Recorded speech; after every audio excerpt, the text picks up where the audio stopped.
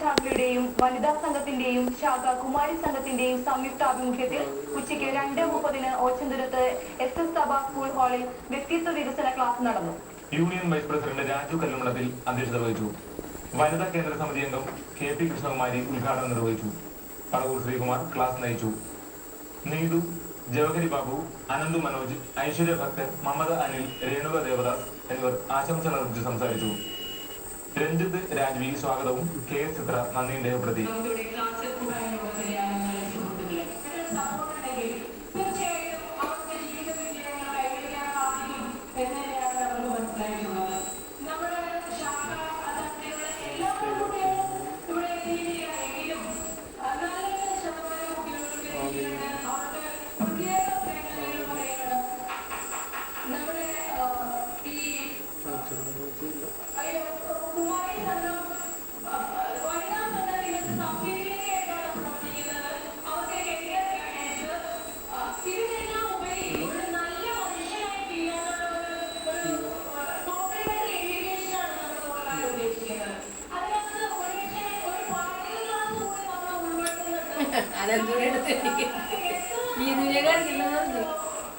Ranjith രാജുവിനെ കളിച്ചില്ലേ?